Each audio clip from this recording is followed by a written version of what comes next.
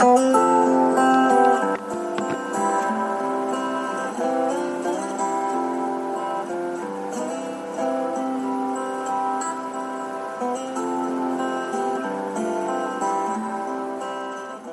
saya Rati Alsaira, asli saya dari Salatiga, basic saya hotel pariwisata. Ada kaitannya sih sebenarnya kalau di pariwisata di hotel, pastry, di bagian pastry itu kan ada dekor, menghias makanan gitu. Itu hampir sama sih dengan membuat karya seni juga gitu.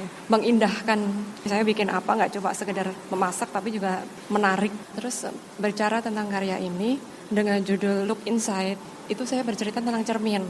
Bahwa di gua itu yang tema babi kutil yang diangkat ini kan itu bercerita tentang goresan-goresan di dinding gua.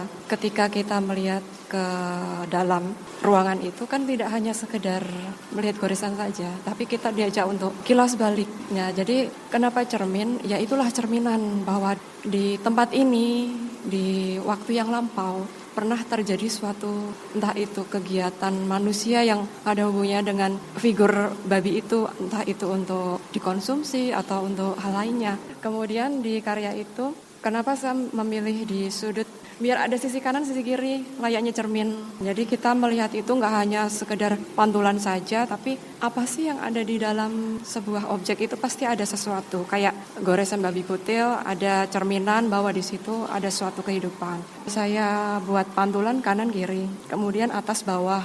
Ada banyak cermin untuk melihat siapa diri kita, butuh sudut pandang yang lain juga gitu.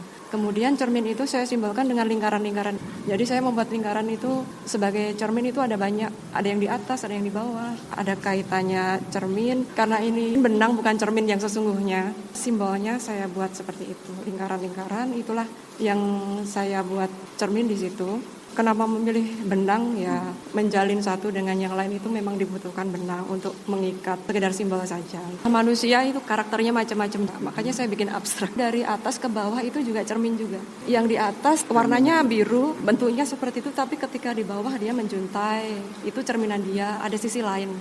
Ada pesan menarik kepada publik? Membangun kepercayaan diri bahwa kita punya sesuatu di dalam, bahwa kita harus menghargai diri sendiri. Cuma jangan jumawa, karena pasti orang punya penilaian masing-masing, mawas diri juga.